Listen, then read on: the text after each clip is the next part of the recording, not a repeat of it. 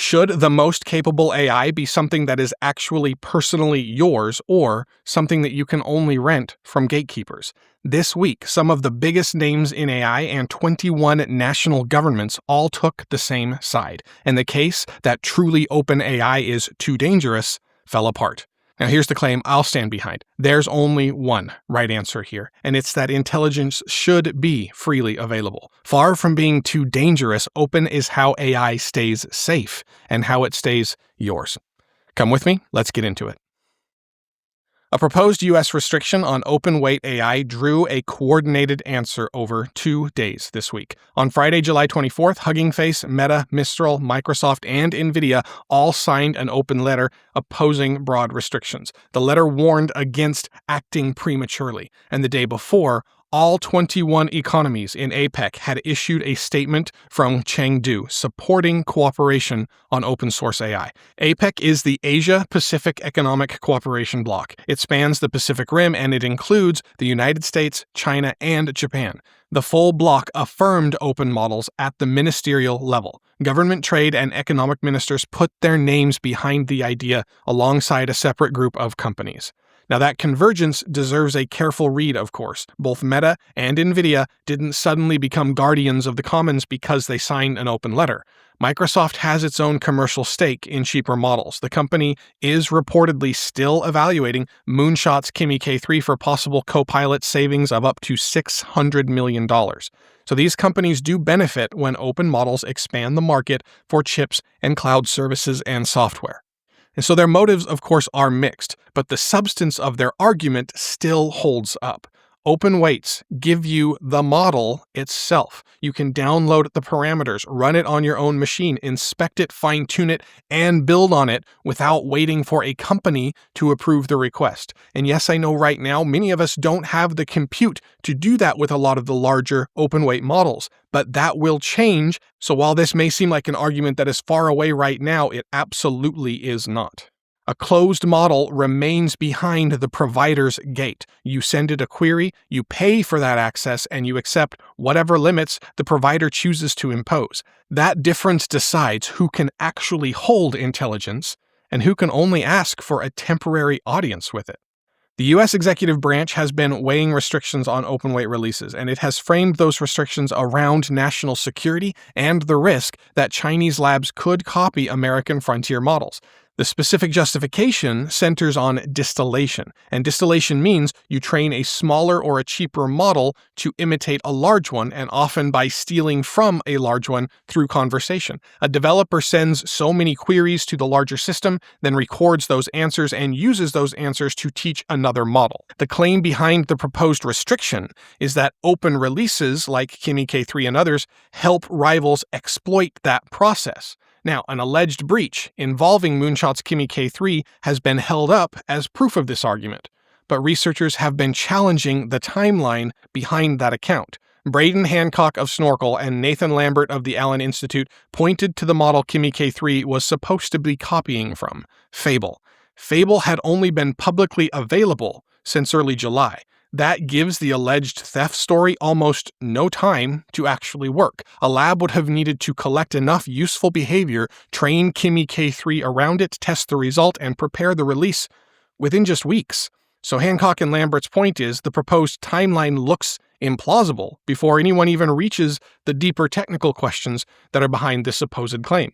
And this follows the sanctions threat that we've also been covering here on the Century Report back on July 22nd, for example. This is just days before Kimi K3's weights are due for release on July 27th. Now, today's development is even larger than another argument over whether one model copied another. The response has now become organized. 5 companies with enormous reach are opposing this broad restriction that is being proposed by the administration. 21 economies endorsed cooperation around open models. Independent researchers challenged the factual story that is being used to justify the restriction. And then the security work supplied a very practical demonstration as well. Hugging Face's security team needed to investigate and defend against the breach at the center of this debate. That required probing the system in ways that look dangerous when seen without context. Closed models blocked the work through their guardrails. The team found a workable path through GLM 5.2, an open Chinese model. Researchers could inspect it and direct it without asking a provider for permission.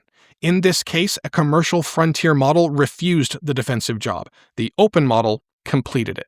That example cuts through this abstract policy language that we're being fed here. Cyber defenders often need to reproduce an attacker's methods. They have to test weaknesses, examine suspicious behavior, and ask questions that resemble the offensive work. A provider's safety filter can't always tell a criminal attack from a defender trying to understand one. With a closed system, the provider makes that judgment in advance. But with an open model, the security team can examine the system and take responsibility for how it is used. Now, that freedom, of course, creates risks, but it also supports auditing, localization, research, and defense. Those benefits happen precisely because nobody has to persuade some gatekeeper that their work deserves access. This is the critical point in the open model debate. A restriction can arrive sounding neutral, maybe even cautious. Its practical effect, though, is to reserve possession of capable intelligence for only a small group of lab and cloud providers. Everyone else gets metered access. Now, the industry letter doesn't settle that debate. The APEC statement is not binding, and the companies signing on have commercial interests of their own, of course. But the evidence beneath all of that and beneath their position is much harder to dismiss. Open models already support work that closed providers block. Researchers can inspect them. Countries and communities can adapt them to their own languages and their own needs. A clinic, a school, a small company can run one without sending private data through someone else's server. The open model becomes infrastructure that people can possess. That is why this moment matters. The argument has moved beyond whether open weights are just convenient for developers. It now concerns whether broadly useful intelligence becomes something people can own, study, and rebuild on their own without a gatekeeper's permission.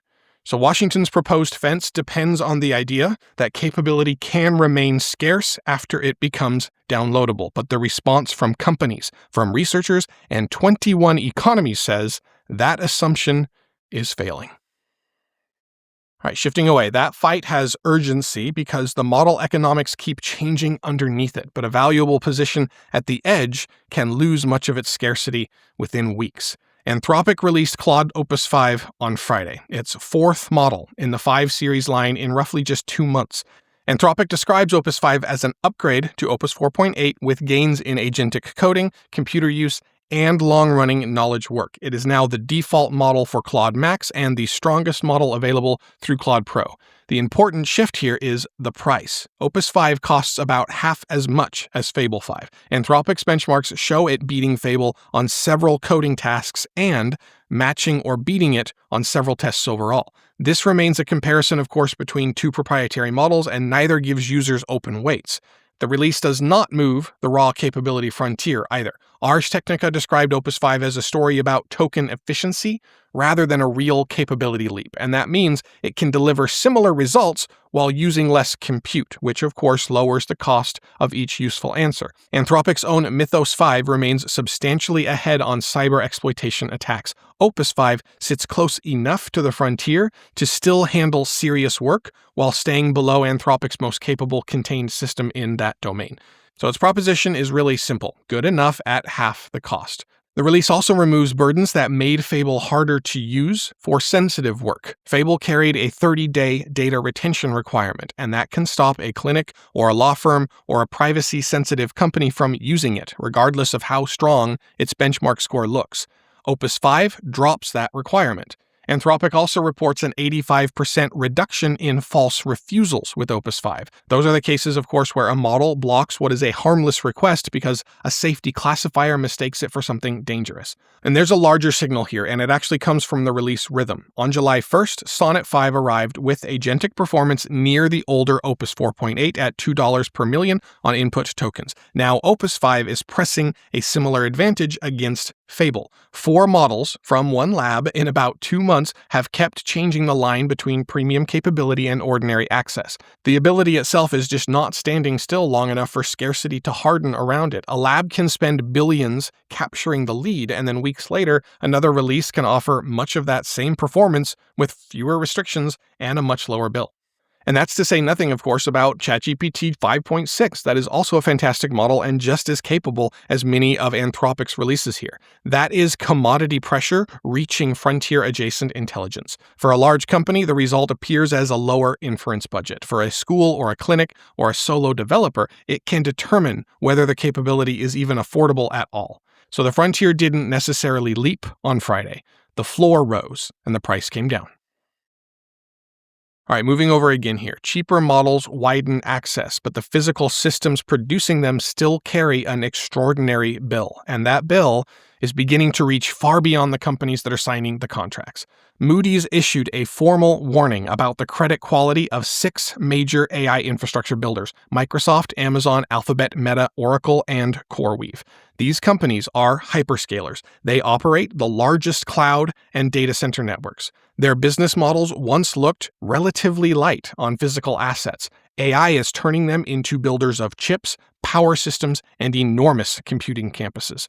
Moody's projects that their capital spending will reach about $785 billion this year. It could approach $1 trillion next year. Capital spending, or capex, is the money used to build those physical systems. The group already carries around $460 billion in direct debt right now. Beyond that sits roughly $1.2 trillion in lease commitments. Those obligations may stay outside the main debt line on a balance sheet, but the payments remain real. And most strikingly, about $820 billion of those leases cover facilities that haven't even entered construction.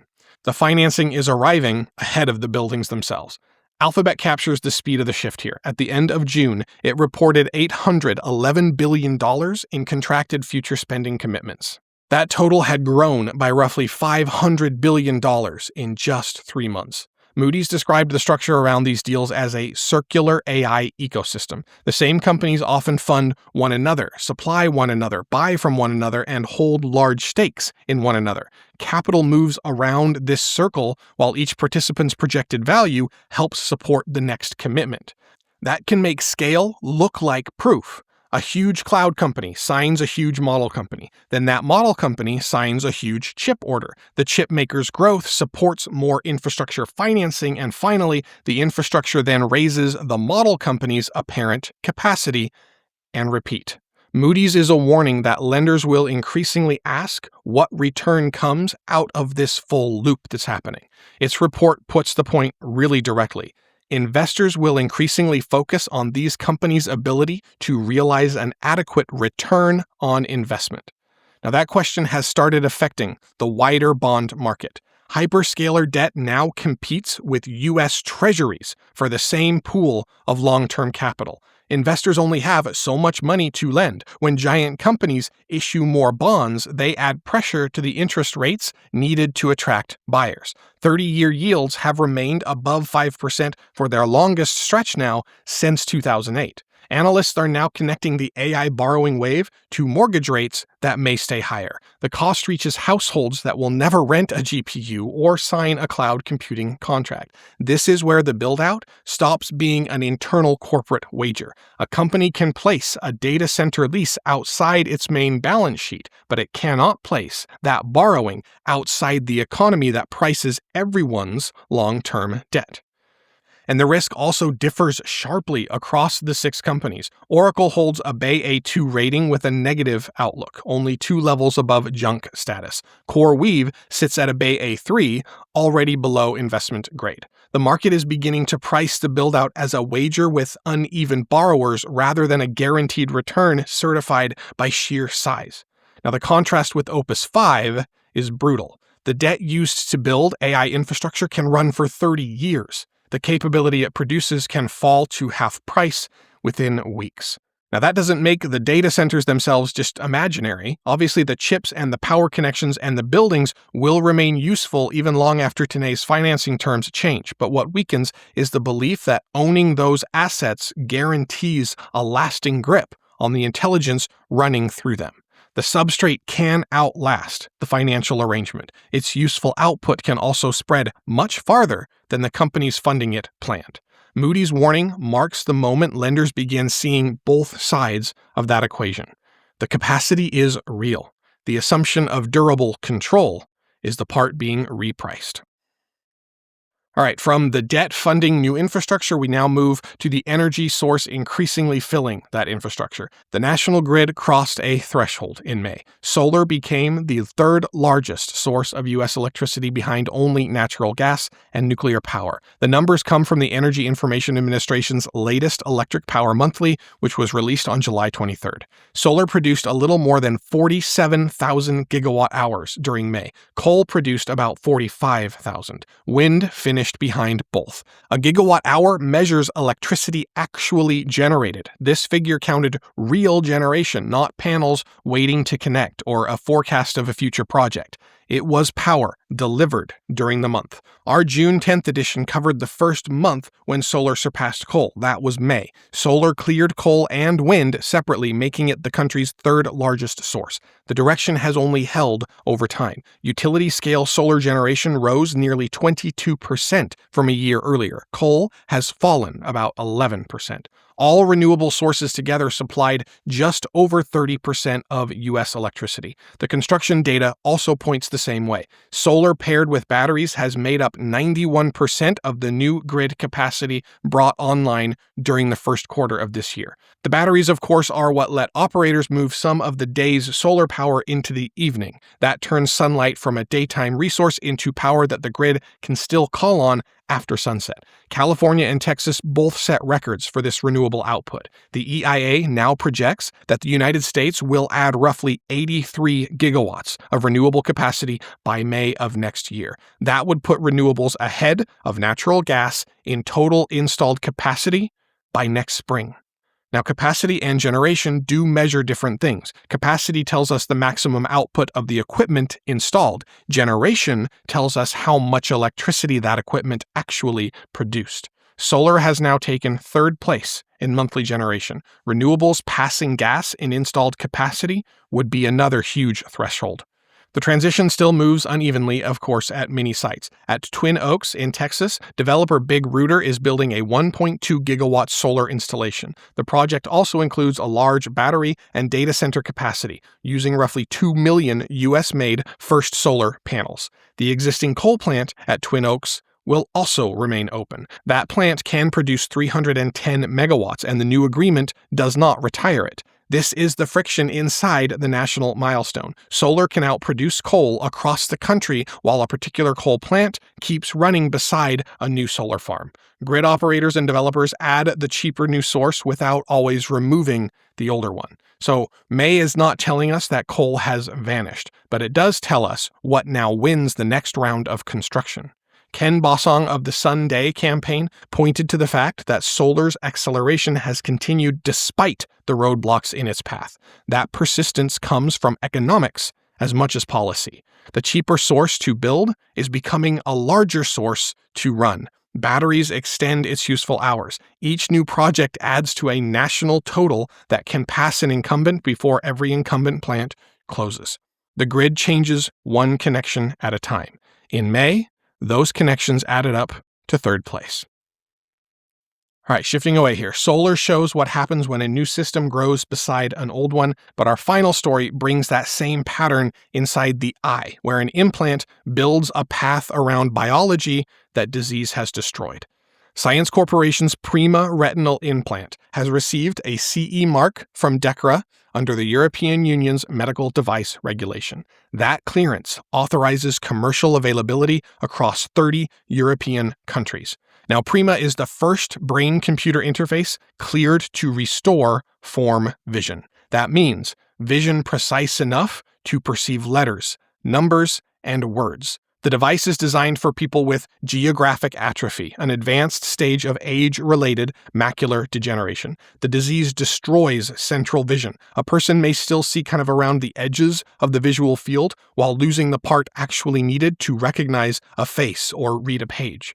More than 5 million people worldwide live with that loss. For decades, medicine has been trying to slow macular degeneration. Once central vision disappeared, though, the loss largely worked like a one-way door. PRIMA is changing the focus from whether reading vision can even be restored now to just how many people can receive it. The clinical results appeared in the New England Journal of Medicine. The trial involved 38 patients across 17 sites in 5 countries, and on average, patients improved by more than 5 lines on the standard ETDRS eye chart. 84% regained the ability to read letters, numbers, and words. That means 4 out of 5 achieved a clinically meaningful improvement after 12 months, and their remaining natural peripheral vision did not decline. The implant doesn't repair the retinal cells that geographic atrophy have destroyed. It builds a new root alongside them. A photovoltaic chip, 2 mm square, sits beneath the retina. The patient wears glasses that project near-infrared light onto that chip. The implant then converts the light into electrical stimulation, and the surviving retinal cells carry that signal onward to the brain. The glasses also include a zoom function. Patients can magnify the word or object that they're trying to see. So think of it as laying a small electrical bridge across a section of road that the disease removed. The original route remains damaged, but information reaches the brain through the new path that is built beside it. And the CE mark also changes what happens outside the trial. PRIMA can begin its European commercial rollout now, subject to local availability and reimbursement instead of remaining solely an experimental procedure. Reimbursement applications and clinical site activations are already moving country by country. The first commercial implant is expected soon in Germany. In the United States, PRIMA holds FDA Breakthrough Device and Humanitarian Use Device designations. It remains in discussions with regulators. The capability is the same on each side of the Atlantic. The access timeline is slower in the United States, and that gap now carries real weight because the proof has crossed into ordinary care. A trial of 38 people established a path that could serve a population measured in millions. Europe has cleared the device for sale and reimbursement. The remaining work now includes training surgeons, opening clinical sites, securing national reimbursement, and reaching eligible patients. Those are demanding steps. They are the steps of delivery. The central scientific question, though, has an answer. A person who lost the center of the visual world can receive an implant, put on a pair of glasses, enlarge a word, and finally read it again. All right, let's bring it to a close for today. There is a direction running through all 5 of today's stories. Capability keeps moving outward. Open weights let people possess a model instead of approaching it through a corporate gate. Opus 5 brings serious intelligence closer to commodity pricing within weeks of the last release. Solar spreads through the grid until a source once treated as supplemental reaches 3rd place nationally. PRIMA carries restored reading vision from a small clinical trial toward patients across 30 countries. The cost moves differently. Moody sees the physical bill concentrating inside a small group of hyperscalers and then spilling into bond markets and long-term interest rates. Those companies are making commitments that last decades to fund capability whose price can change inside of a quarter. That mismatch answers the deeper question of who actually gets to hold AI. The companies financing the infrastructure will hold the buildings, the contracts, and the debt. They may own much of the first wave of compute, as we're seeing right now, but holding the capability itself will be far harder, if not impossible. A model that can be downloaded travels beyond the institution that trained it. A proprietary model at half price weakens the premium around the one released before it. More efficient systems turn yesterday's scarce output into tomorrow's affordable service. Now, this doesn't happen without conflict. Governments can try to restrict open releases. Providers can place models behind gates. Infrastructure owners can protect their position through scale. Friday's response shows the other force is also already organizing. Researchers challenged the factual case for restriction. Security teams demonstrated why inspection and local control really matters. Companies with different interests defended open releases. 21 economies affirmed cooperation around them. The most durable form of intelligence won't be the one protected by the highest wall. It will be the one that people can carry into their own work, adapt to their own lives, and improve without waiting for some gatekeeper's permission.